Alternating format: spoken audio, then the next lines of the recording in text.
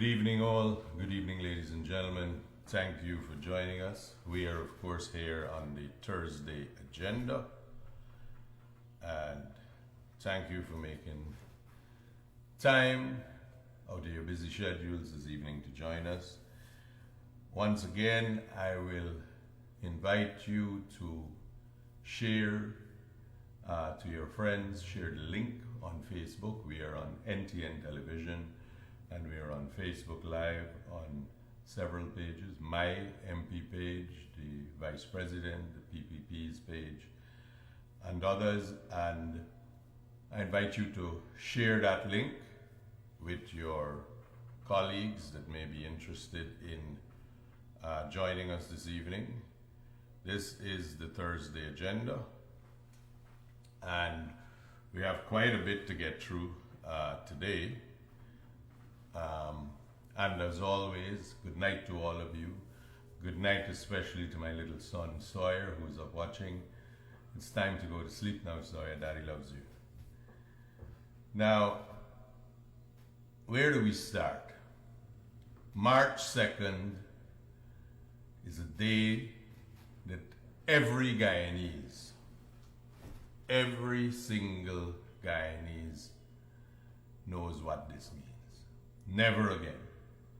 Never again are we going to have a situation like we did in 2020. March 2nd, 2020 was our election. It was the national elections, the general elections, and it took until August 2nd for the winners and the will of the people to take effect. We should never have that happen again. Never again. Now, we saw what happened when persons invented numbers on votes, when persons would not follow the law. There was a litany of cases. We were forced to go to the court over and over and over so that we could ensure that the will of the people was respected. Never again should we find ourselves in that situation. The then government simply did not want to give up power. To this day, maybe on the 3rd anniversary, we would see the SOPs. They have promised that they won the election with those SOPs. We haven't seen them yet. Ladies and gentlemen, there are some things that I want to go through with you on this week's agenda so that we can get an overview of some of the things that have happened this week. It's been a very eventful week. Very, very eventful. Now, I want to explain to you, spend a little time with you about the PAC. Now, parliamentary accounts, public accounts, all of these things are really expenditure of the people's money. So the Public Accounts Committee, which we refer to as the PAC, their purpose and the purpose of people on the PAC is to scrutinize the expenditure.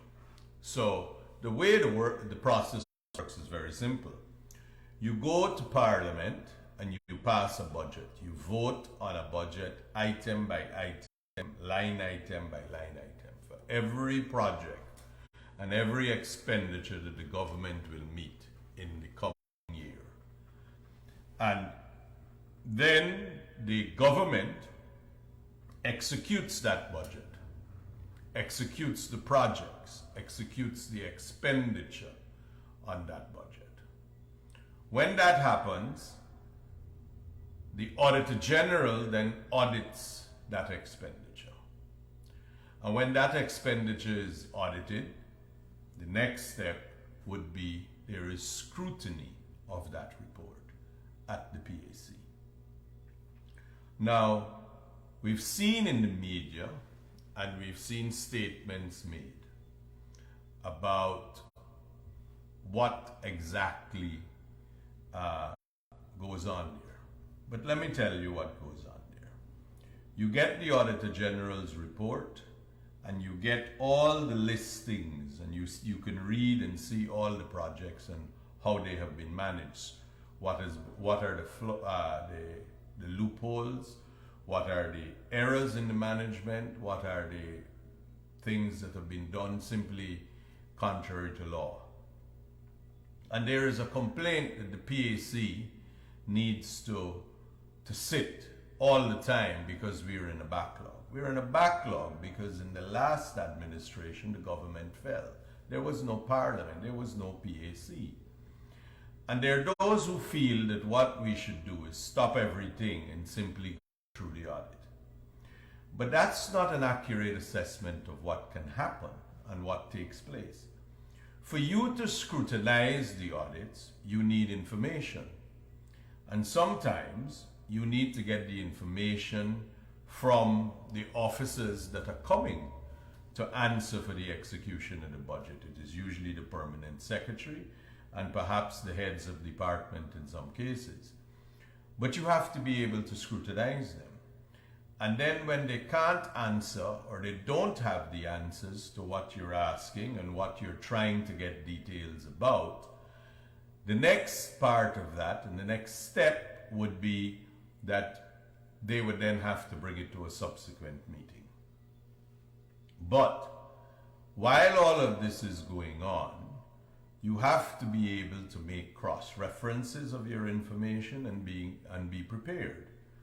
Now, there are, for example, two sitting ministers of government, Minister Teixeira and Minister Edgell, who sit on the committee.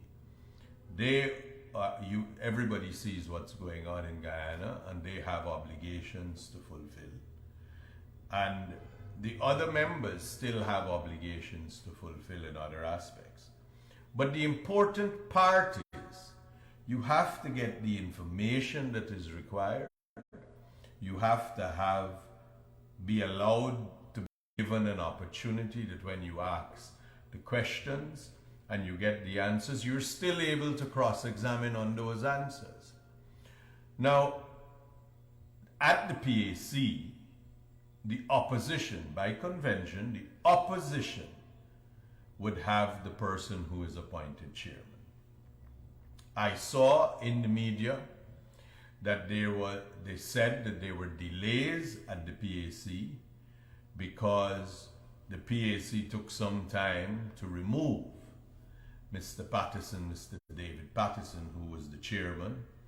Now, the process of removal has to go to Parliament. We had to debate on a motion, and Parliament had to vote to have Mr. Pattison removed. And the contention that that was a waste of time is simply difficult to appreciate or understand, because this was the issue that we were faced with. Mr. Pattison, who is the chairman of the PAC, sits there to scrutinize public expenditure. But the reason that was proffered, and the main reason of why he should not sit there, is because while he was sitting as chairman, was made subject to criminal charges that are pending in the court that relate to matters of government expenditure and are connected to those matters from his tenure when he was a minister. Now, how could that be? The sensible thing would have been for Mr. Pattison to resign, and another member of the opposition, there are 3 other members there, they could have taken the position of chair. The current chairman of the PAC is Mr. Figueira. Now, it can't be an acceptable thing that a person who is subject to criminal charges would head the PAC.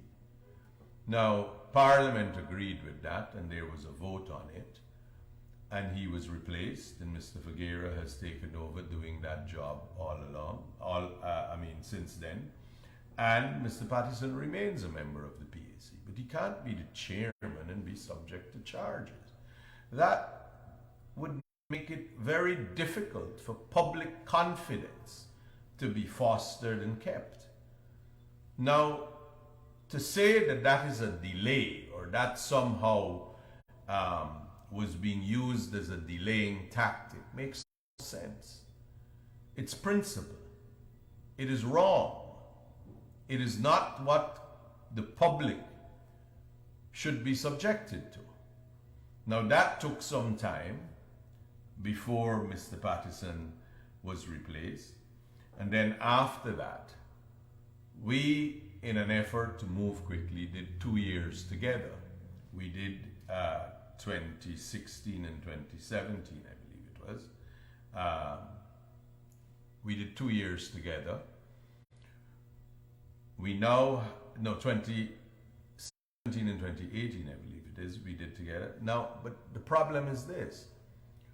We found while we were doing the co-joined years that adequate time to prepare to scrutinize, to read these reports, to wrap your head around it, to understand what is going on, and to be able to effectively ask questions of the accounting officer and effectively examine the expenditure of the public funds.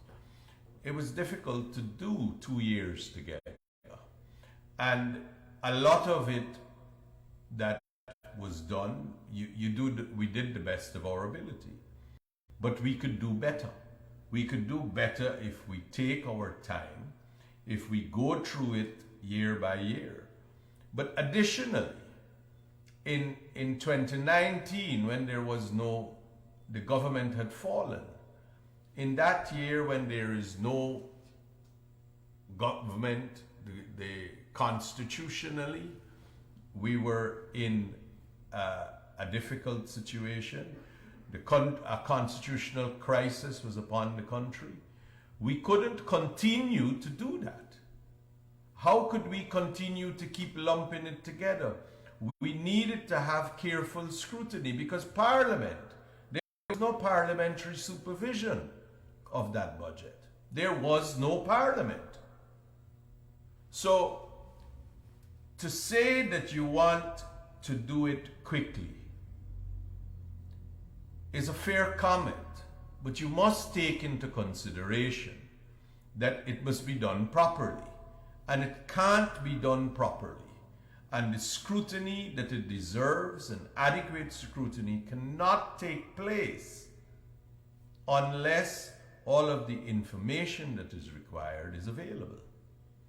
And you have to give the accounting officers, who are usually the permanent secretary, as I said, and the department heads, the time when they're asked questions to bring those documents back to the PAC for scrutiny.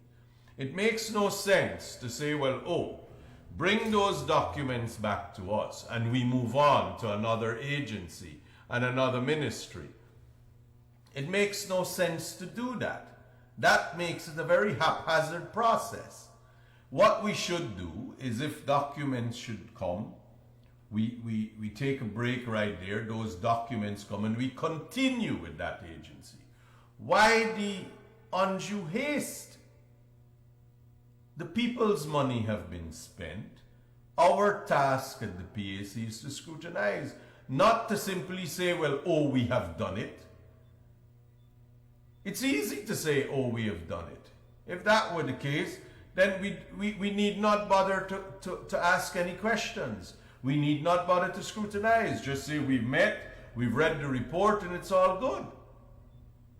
That would be the situation that you're talking about.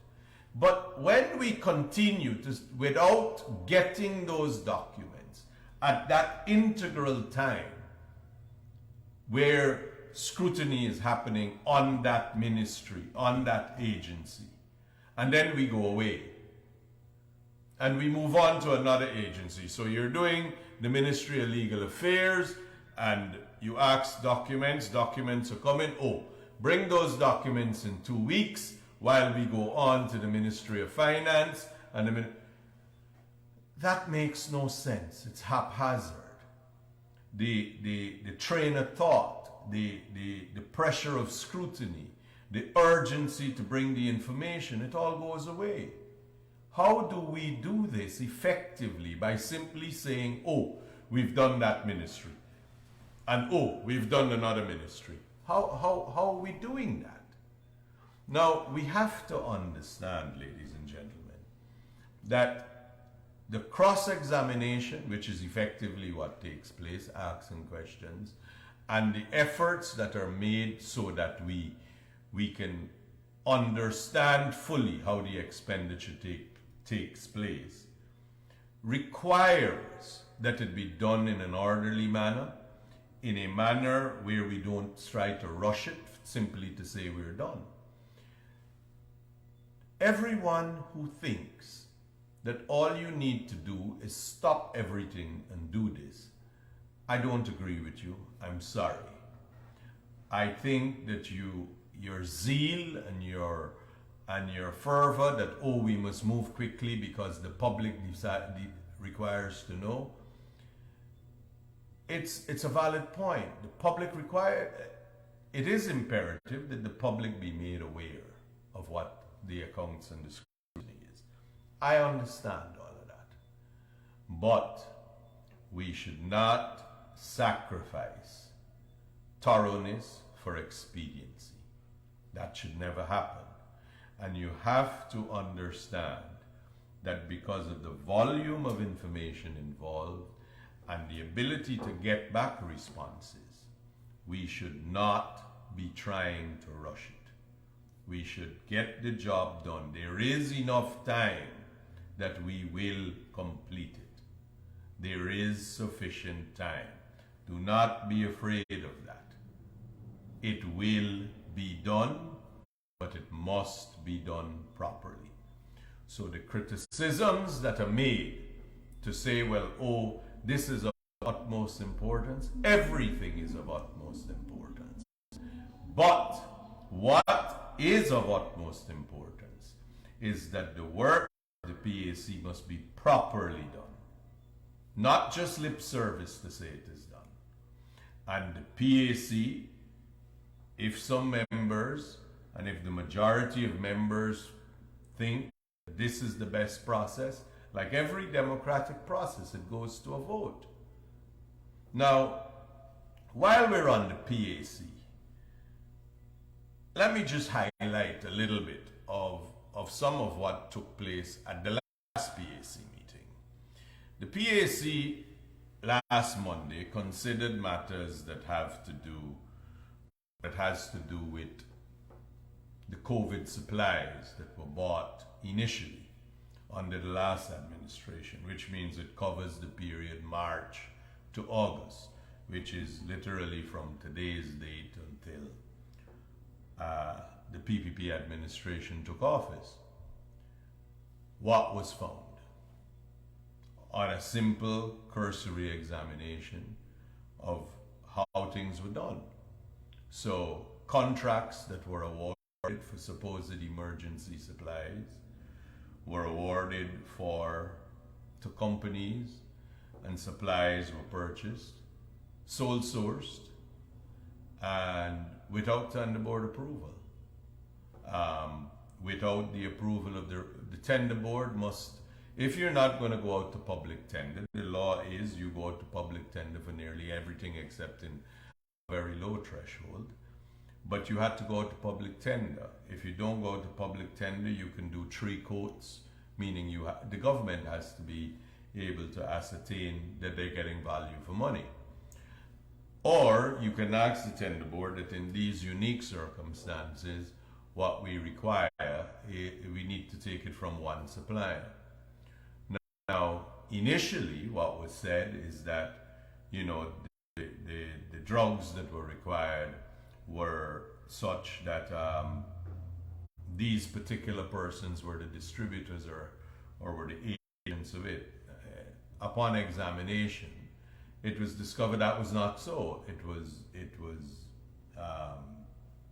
metformin, which is readily available, could be sourced from several places. But these massive contracts were entered into as emergency supplies for COVID. Metformin is, as I am aware, a diabetic medicine. There were these discrepancies.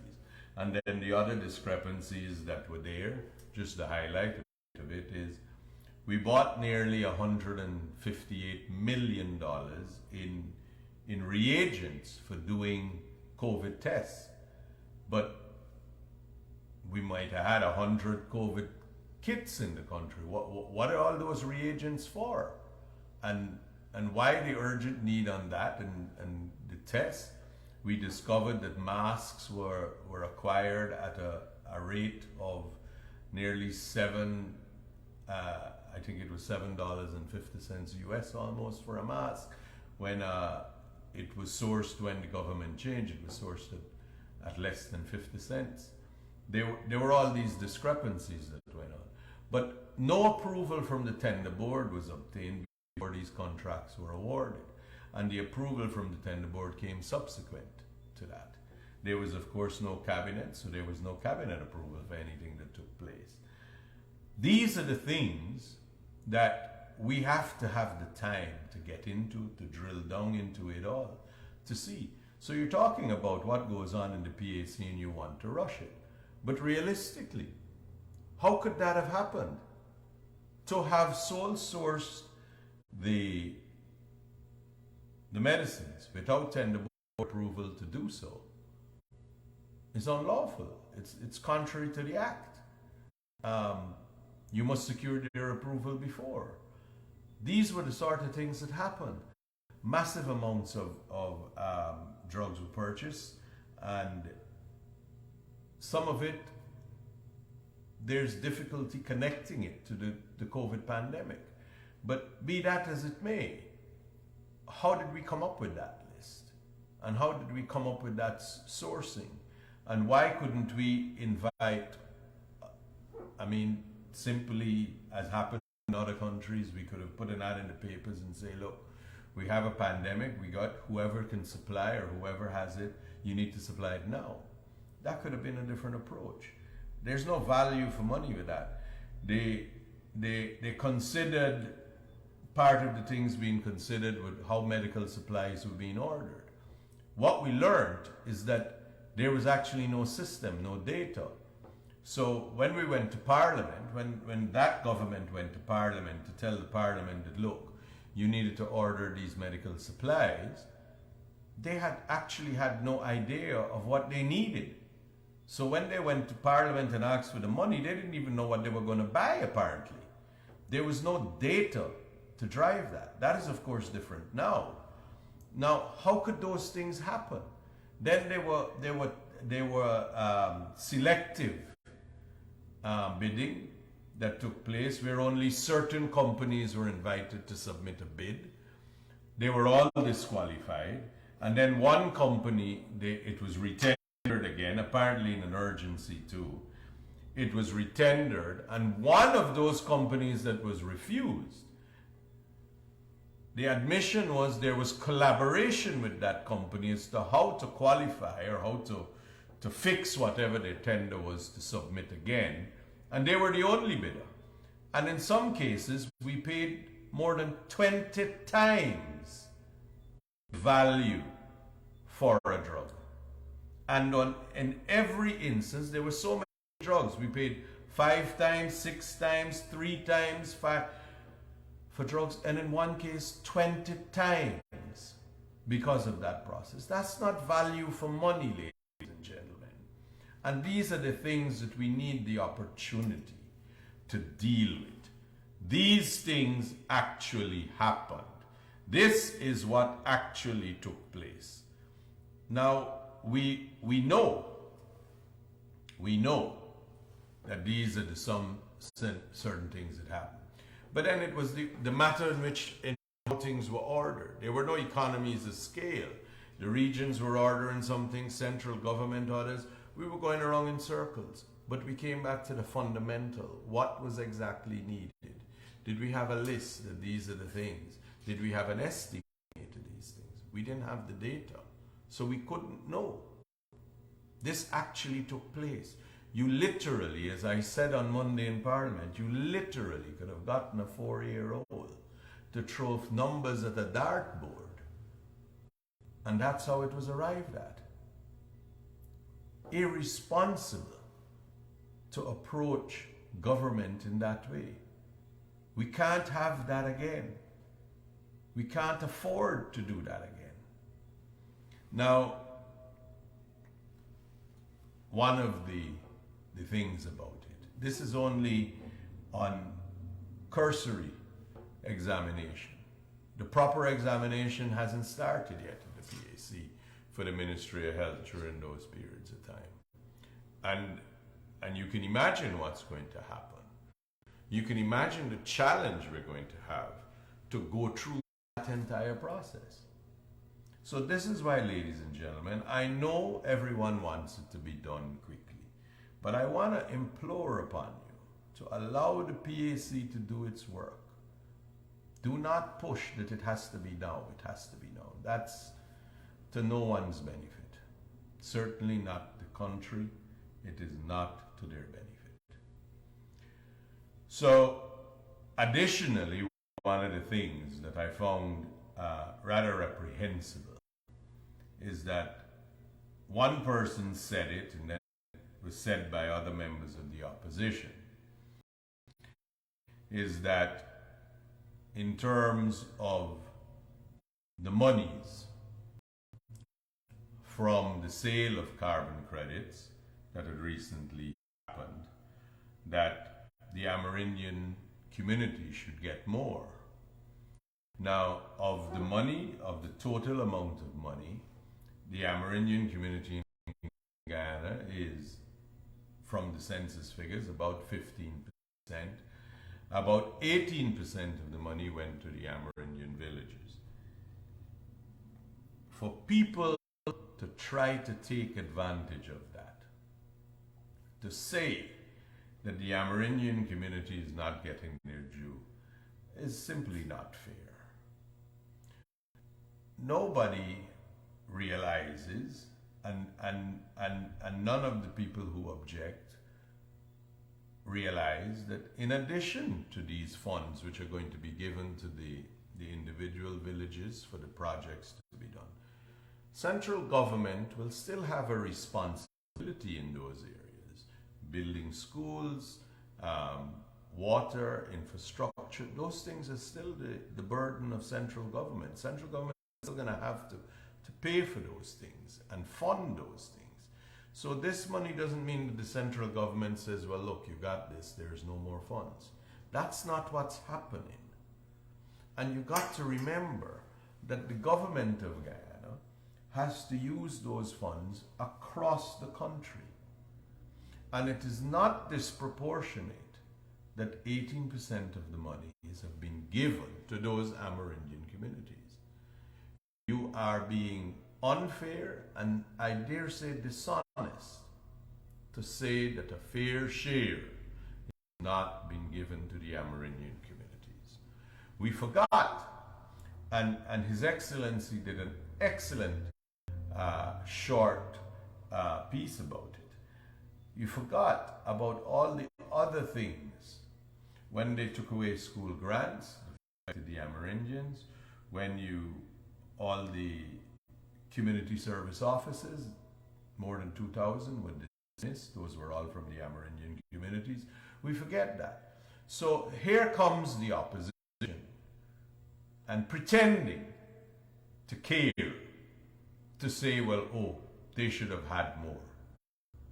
That is just disingenuous. It's dishonest, and we should not fall for it. The allocation is, if you look simply at the percentages, a fair share, but you have to also recognize that that doesn't mean that the central government the government of Guyana is not going to do anything else in those communities. They're Guyanese people. The government has to take care of them. That is imperative. That is an imperative that must happen. So that's one of the things that we want to address. Now, the last thing I want to address today is this. What transpired in Lethem? So we've seen much posturing. We've heard much said about it. So the simple facts are this. The regional, the regional body has a portion of land. They have a part of land that falls under their control. On that land, the PNC have a political office. And this is not their property, this is the region's property. The government has earmarked for a health facility to be constructed there, awarded a contract put out bids for tenders, a contractor has bid, gathered his materials, he's ready to do that. So the health facility will benefit the entire community. Notices are sent. The PNC is informed that, look, you know, you've been on this, which is essentially the region's property for some time, and you should remove. Notices are sent. They do nothing. They say nothing. They simply remain in possession. Following that, what took place was the region decided, well, look, we're going to go in and demolish the property or dismantle the property, as every landowner would be entitled to do. And what they were doing was they were evicting the political party. Now, ladies and gentlemen, you got to understand this. If you think you have a legal right to ownership or to be there or to possession, however you want to frame it, if you think that you have that right and you're entitled to that, when you receive a notice where someone else is saying, well, I own the property and you should remove, and you believe that you're the owner, then go to court. That's how civilized societies, civilized people resolve disputes. Go to court, enforce your rights. Since 2021, these notices were sent. Go to court and enforce your rights. Whatever you choose is your right. Go to court and enforce it. Don't sit on your hands idly by. You have a whole battery of lawyers. The PNC could have done that. They did not do that. Then they make statements that it's war, that to dismantle the place. Now you have to understand the distinction, ladies and gentlemen.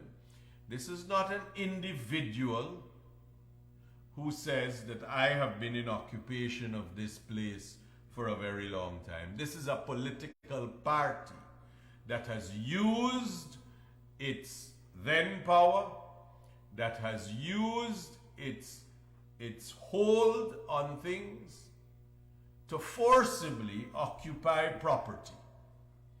Upon occupying that property, which you claim you have, you give a notice to remove. You don't go to court.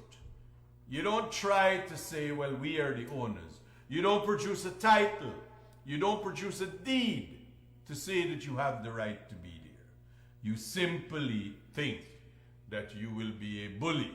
You will stay there, no one can remove you. Well, that's exactly what happened 3 years ago. And 3 years ago, the people of Guyana insisted, they fought you, and they made sure that they were not bullied. And that is exactly what this position will turn out to be. We cannot, ladies and gentlemen, simply say, well, because we've been there, we should have the rights. You do nothing to enforce your rights. You do nothing to promulgate your views. You don't go to a court. You don't try to defend. You sit there all the time and then you cry hatred. you cry for pity, you complain to people, you walk around to meet with people and say, well, oh, poor us. That's not right. We have to see what the core issue is. It didn't end up today where the region was deciding that they were going to evict you and dismantle the building. It didn't end up today. There was a long period. There were notices. You could have gone to court. You could have engaged in a process. You could have produced whatever ownership documents you have, or go to the court for the protection of the court. That didn't happen.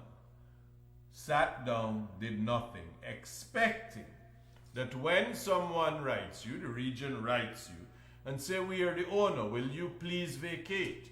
Write you again and again. You think, well, I could just ignore it. I don't have to do anything. That's not sensible. We have to see things for what they are. Please. We can't simply look at today and say, well, oh, all of these things they could have done differently. What else could you have done? You write, you give time, you write, you give time, you inform them. What else could you do, ladies and gentlemen? What else could we realistically do? Now, it's not a pleasant process. It's not a happy process. But at some stage, it will come to a head. At some stage. And running around complaining about what is taking place and trying to spin the facts to suit you is of no help to anyone. No help to anyone. Ladies and gentlemen, thank you as always for sharing your time with me. I hope I've done at least a little bit to explaining things to you, to give you some insight into what goes on in the PAC especially. And thank you, all of you who have joined us. We're going to be here again, same time, same place next week. And to all of you, may your God be with you. Good night.